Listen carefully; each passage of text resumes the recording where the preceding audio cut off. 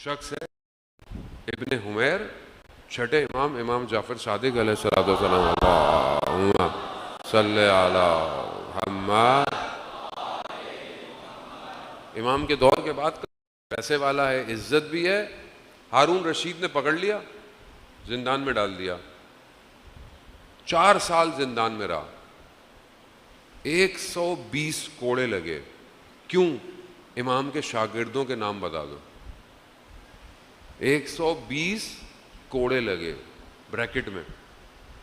جو صحیح مومن ہے اس کی ایک کوالٹی رازوں کو چھپانا ہے۔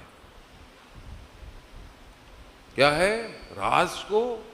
اور جو اہل بیت کے ساتھ ہوتے تھے ان کے لیے یہ خاص تھا، اتنے پر اسرار ہوتے تھے کہ آپ جانتے ہیں جو 4 نواب ہیں امام زمانہ اجل اللہ تعالی فرجہ الشریف، اللہم صلی علی محمد۔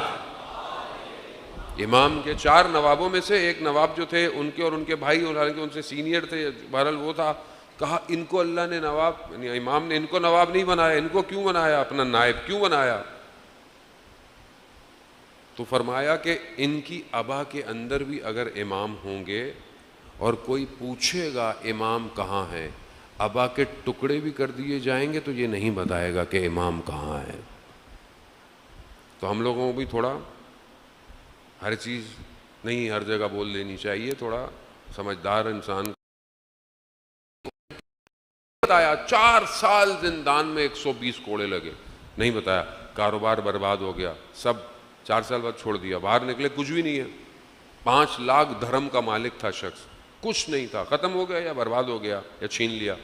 باہر نکلا، ایک شخص نے اس کا قرضہ دینا تھا 10,000 دھرم۔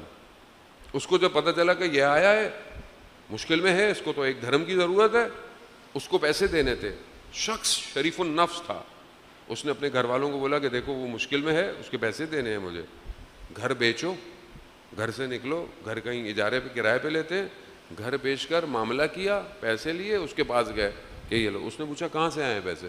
اس نے کہا تمہیں اس سے کیا، تمہارے مجھے پیسے نہیں، کہا وہ تو مجھے پتا ہے تم نے میرے پیسے دینے، مجھے ایک دھرم کی بھی ضرورت ہے، لیکن یہ پیسے تم نے کہاں سے لیے؟ کہا میں نے اپنے گھر کو بیچا ہے۔ کہا مگر تم نے امام کا قول نہیں سنا کہ جتنا بھی کوئی شخص تمہارا مقروض ہو کبھی اسے اس کا گھر سے خالی مت کرنا۔ روایت ہے، یہ معاشرہ ایسے ہی بنتا ہے۔ اگر آپ کا کوئی مقروض ہے، آپ کو کسی نے دینا اور بیچارے کے پاس کچھ نہیں ہے، بینک کرپٹ ہو گیا، حادثہ ہو، کچھ وہ گھر ہے، آپ یہ نہیں کہیں گھر بیچ کے دو، اسلام منع کرتا ہے۔ کہا تم نے نہیں سنا مگر کہ امام فرماتے ہیں کہ گھر بیچنا نہیں ہے، کسی کو گھر مت بکواؤ۔ وہ کہاں جائیں گے اس کے گھر والے؟ کہا یہ واپس لے جاؤ۔ کہا میں نے کہا نہیں، واپس لے جاؤ، معاملہ فسخ کرو اور اپنی اولاد کو اپنی گھر میں رکھو۔ آزاد، جو آزاد ہوتا ہے وہ مشکل میں بھی آزاد ہے۔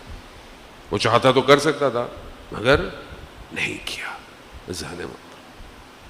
تو یہاں جو گفتگو اس کے نیچے انڈر میں آتی ہے وہ یہ آتی ہے کہ لوگوں کے حقوق کو ادا کرو، لوگوں کے حقوق، جو حق آپ کے اوپر ہے اس کو ادا کیا جائے۔ یہ معاشرے، دیکھیں معاشرہ میرے اکیلے سے نہیں بنے گا، نہ آپ کے اکیلے سے بنے گا، معاشرہ ہر طرح کے پروفیشن سے تشکیل پاتا ہے۔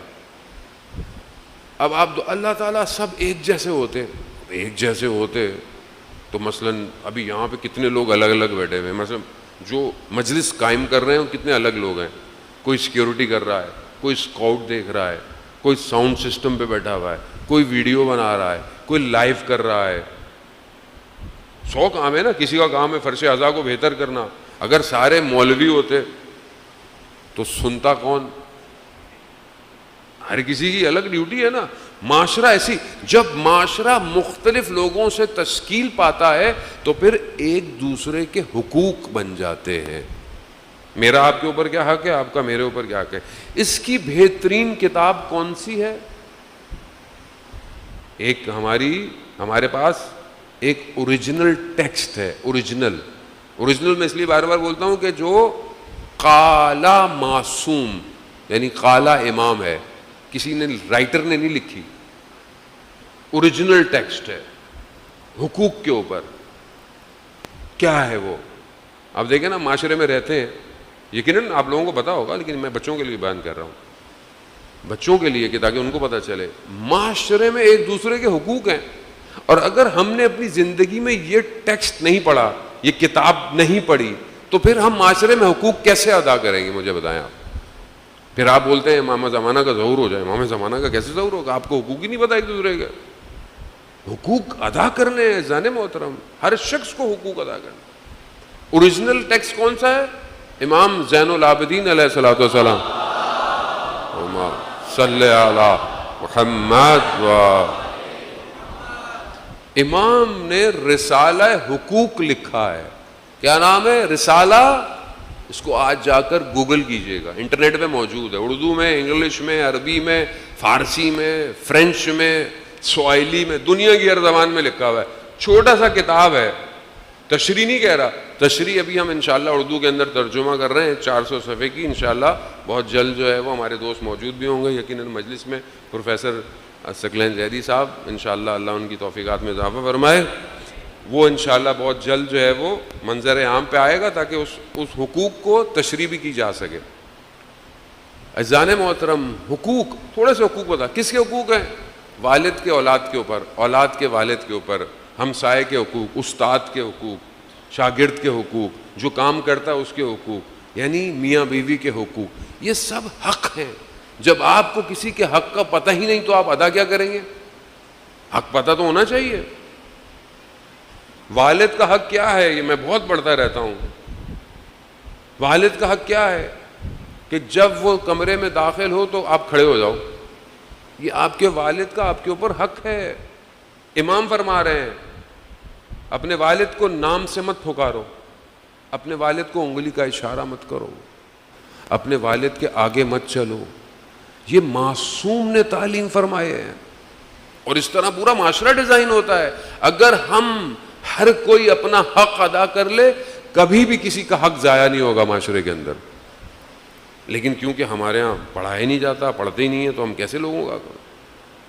اور اس سے بڑھ کر اللہ جسے کوئی پوسٹ دے دے, کوئی ڈیوٹی دے دے, اس کے حقوق پھر لوگوں کے اوپر کیا ہے؟ مولا کائنات حضرت علی ابن ابی طالب علیہ اللہم صلی علی محمد.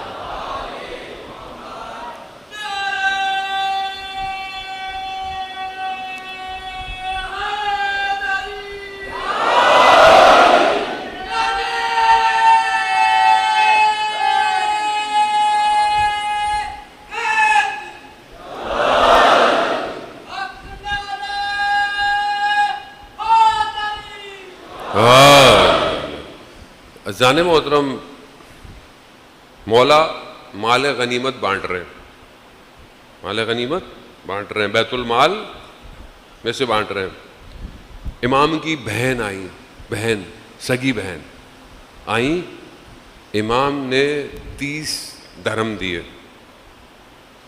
تھوڑی دیر میں اسی وقت ایک کنیز آئی, امام نے اس کو 30 درہم دیے.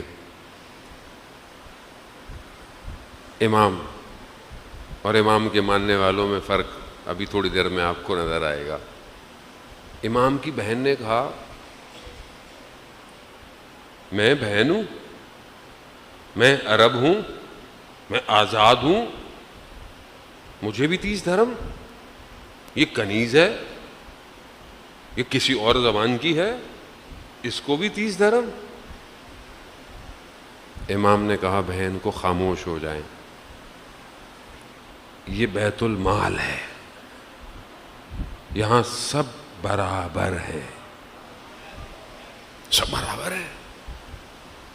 یہاں کوئی بڑا چھوٹا, کوئی رشتہ دار, کاش کوئی حکمراں سمجھ لیتا, کاش ذرا سی جھلک ہی لے لیتا. امام نے پھر فرمایا بنی اسرائیل جو قوم تھی وہ برباد کیوں ہوئی؟ کیونکہ وہ سارے جتنے بھی حقوق, رول تھے, سختیاں تھیں, حد حدود تھے, وہ صرف اپنی عوام کے اوپر تھے، اور جو اس کے بڑے بڑے لوگ تھے ان کے اوپر کوئی حدیں جاری نہیں کرتی تھی، جیسے ہمارے ہاں ہوتا ہے. مطلب ہم بھی اس میں شامل ہیں. کبھی کبھی سگنل توڑ کے ہماری گاڑی نکل جاتی ہے تو ہم پیچھے سے کچھ بولتے ہیں. مطلب جو کوئی استثناء ہو، ایکسیپشنل بات ہو، الگ ہو، وہ ایک الگ بات ہے، لیکن حقوق سب کے لیے ہیں. اب آپ پاکستان سے باہر چلے جائیں، مطلب ہمارے دوست بیٹھے ہوئے دبئی میں رہتے ہیں، آئے ہوئے ہیں، ٹھیک ہے. میں کسی کا کوٹ بھی پڑھ رہا تھا پچھلے دنوں کہ دبئی کا سگنل پاکستان کے آئین سے زیادہ مضبوط ہے، کوئی نہیں توڑتا. کیوں؟ باقی چیزیں اپنی جگہ الگ ہے، لیکن سسٹم کی بات کر رہے ہیں نا. تو اب جو حقوق سب کے لیے ہیں سب کے لیے کریں، جو چیز آپ سب کے لیے کریں. بنانا پڑتا ہے نا، معاشرہ بنانا، یہ ہم سب کا فرض ہے. کل کو ہمیں بھی کوئی کرسی ملے گی، کل کو ہمیں بھی کوئی جاب ملے گی، کل کو ہم بھی کوئی کام کریں گے، کل کو ہم بھی کہیں نہ کہیں تو بیٹھے ہوں گے.